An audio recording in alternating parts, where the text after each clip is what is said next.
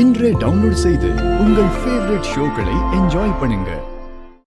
ஏன் கேசவா, செய்யற தப்பெல்லாம் அண்ணனோட சேர்ந்து செஞ்சுட்டு பிரச்சனைன்னு வந்ததுக்கு அப்புறம் அமைதியா நிக்கிறது? அக்கா அப்படிலாம் இல்லக்கா.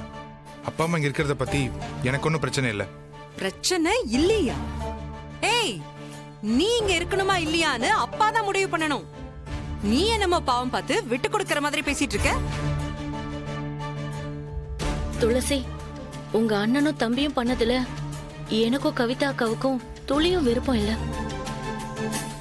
உங்க 2 பேரை பத்தியும் எனக்கு தெரியும் அண்ணே. நீங்க என்ன பண்ணுவீங்க? நம்ம ஊர்ல இருக்கிற எல்லா பேரண்ட்ஸும் எதுக்கு ஆம்பளை புள்ள வேணும்னு ஆசைப்படுறாங்கன்னு தெரியுமா? பொண்ணுங்க நாங்க கல்யாணம் ஆகி வேற இடத்துக்கு போயிட்டாலும் கடைசி காலத்துல நீங்க வச்சு பாத்துப்பீங்கன்னு தான். ஆனா இங்க எல்லாமே தலைகீழா இருக்கு. நீங்க துரத்தி விட்டா உங்களுக்கு நாதி இல்லைன்னு நினைச்சுக்கிட்டீங்களா? பெத்த பொண்ணுங்க நாங்க உயிரோட இருக்கோம்.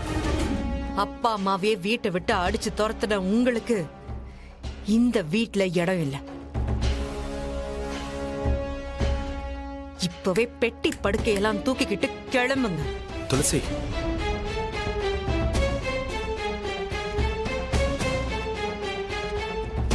என்னது? நாங்க வீட்டு விட்டு போகணுமா? ஆமா. டேய் துளசி, டேய் இங்க பாருங்க வெற்றி, உங்க பொண்டாட்டி கிட்ட சொல்லி வைங்க. எல்லாத்துக்கும் ஒரு லிமிட் இருக்கு. என்ன மச்சான், நான் இருக்கும் போதே என் பொண்டாட்டி அடிக்க கைய ஓங்குறீங்க? என்ன உங்களுக்கு அவ்வளவு தைரியமா?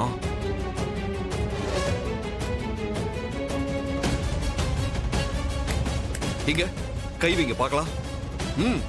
கை வைங்க பார்க்கலாம். வெற்றி, ஏங்க உங்க குடும்ப பிரச்சனை, நான் பேசினா தப்பாயிடுமே தான் நான் சும்மா அமைதியா இருக்கேன். அதுக்காக என் பொண்டாட்டி அடிக்க வந்தா நான் வேடிக்கை பார்க்கணுமா?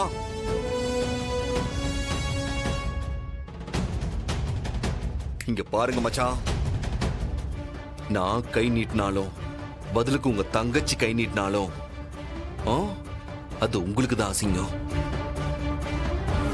என்ன துளசி இது? ஏன் இப்படி பண்ண? அப்பா, அவங்கள பெத்து கஷ்டப்பட்டு ஆளாக்கி சொகுசா வாழ வச்ச உங்களை அவங்க எப்படிப்பா விரட்டி விடலாம்? அவங்க பண்ண பாவத்துக்கு அவங்க தான் வெளியே போகணும். போகட்டும். நீங்க உங்க கைக்குள்ளேயே வச்சு வளர்த்ததுனாலதான் அவங்களுக்கு உங்க அருமை புரியலப்பா. வாழ்க்கைனா என்னன்னு அடிபட்டு தெரிஞ்சுக்கிட்டோம். அப்பா, எந்த சூழ்நிலையிலையும் நீங்களும் அம்மாவும் இந்த வீட்டை விட்டு போகவே கூடாது. அண்ணே பாத்துக்கோ.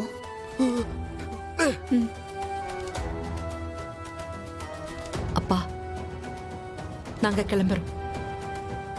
ஏதாவதுன்னா போன் பண்ணுங்கப்பா. சரிம்மா. அண்ணன் பாத்துக்கண்ணே, நான் வரேன். வரேன்ப்பா.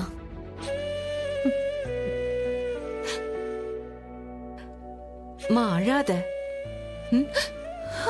அழாதங்கறல்ல. சத்தியமா சொல்றேன் மேடம், உங்களை மாதிரி ஒரு பொண்ண நான் பார்த்ததே இல்ல மேடம். ஆமா மேடம், சில பேருக்கு அவங்களோட பவர் என்னன்னு அவங்களுக்கே தெரியாதுன்னு சொல்லுவாங்க. அந்த மாதிரி தான் நீங்க மேடம். எவ்வளவு பெரிய மாஸ் பண்ணிட்டு வந்திருக்கீங்க. வழக்கமா பொண்ணுங்க கல்யாணம் பண்ணிட்டு வந்துட்டா அவங்க பிறந்த வீட்டை மறந்துட்டு கட்டின புருஷன், அவன் வீடு, குழந்தைன்னு அவங்க வாழ்க்கைய ஆரம்பிச்சிருவாங்க. அப்படிதான் நான் கேள்விப்பட்டிருக்கேன். அந்த மாதிரி நிறைய பேரை நான் பார்த்திருக்கேன். ஆனா நீங்க இப்பவும் பெத்த அப்பா அம்மாக்கு ஒரு பிரச்சனைனா இங்க வெறி பிடிச்ச வேங்கையாவும் சினம் கொண்ட சிங்கமாவும் மாறி என்னென்னமோ பண்றீங்க மேடம். உங்க அண்ணன் தம்பின்னு எல்லாரையும் அப்படி பறக்க விட்டீங்களே மேடம்.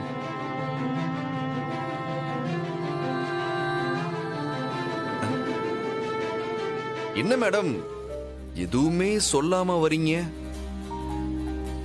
என்ன சொல்லணும்னு எதிர்பார்க்கறீங்க? இல்ல மேடம், இத நினைச்சு உங்களுக்கு பெருமையா இல்லையா? கடமையை செய்யறதுக்கு எதுக்கு பெருமை? இதான் மேடம், இதுதான் மேடம், இதுதான் உங்களோட ஸ்பெஷாலிட்டியே மேடம். அவன் சின்னதா ஒரு விஷயத்த பண்ணிட்டு ஏதோ பெருசா சாதனை பண்ண மாதிரி பில்டப்பா கொடுப்பாங்க. ஆனா நீங்க பண்றதெல்லாம் பெரிய விஷயம். உங்களை மாதிரி ஆளுங்களுக்கெல்லாம் சிஎம் கையால, இல்ல இல்ல இல்ல, குடியரசுத் தலைவர் கையாலேயே விருது கொடுக்கலாம் மேடம். என்ன மேடம், அந்த விருதுக்காக நானே பரிந்துரை லெட்டர் போடுறேன் மேடம். இப்ப எதுக்கு இவ்வளவு ஐஸ் வைக்கிறீங்க? ஐயோ, ஐஸ் எல்லாம் வைக்கல மேடம், நான் ஏதோ நிஜத்தை சொன்னேன். நீங்க தான் என் பொண்டாட்டின்னு நினைக்கும் போது flying flying flying on the air madam. Hello hello, calm down.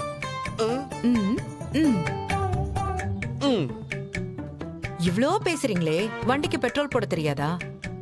இல்ல மேடம், உங்க கூட இதே மாதிரி பேசிக்கிட்டே நடந்தா இன்னும் 4 கிலோமீட்டர் கூட நான் வண்டியை தள்ளிக்கிட்டே வருவேன் மேடம்.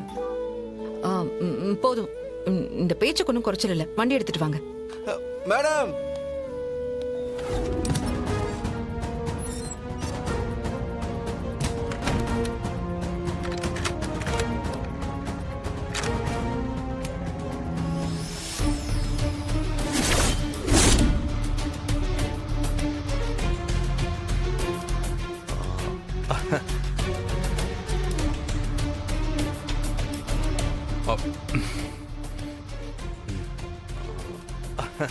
அது ஒண்ணு இல்ல அஞ்சலி, பழைய ஃபைல் ஒண்ணு தேவைப்பட்டுச்சு, அதான் இங்க இருக்கான்னு பார்க்க வந்தேன். எடுத்துட்டேன். நடுவுல ஒரு போன் வந்துச்சா, அந்த ஃபைலை உள்ளே வச்சுட்டு வந்துட்டேன். இரு ஒரு நிமிஷம்.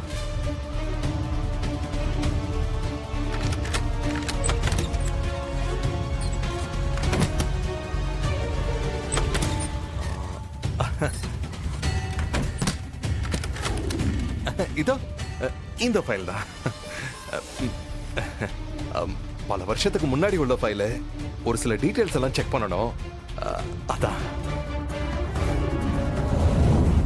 ஏன் இத்தனை வருஷமா இந்த ரூம் பூட்டியே இருக்கு? அதுவும் யாரையுமே ஏன் இந்த ரூம்குள்ள போகவே விட மாட்டேங்கிறாரு?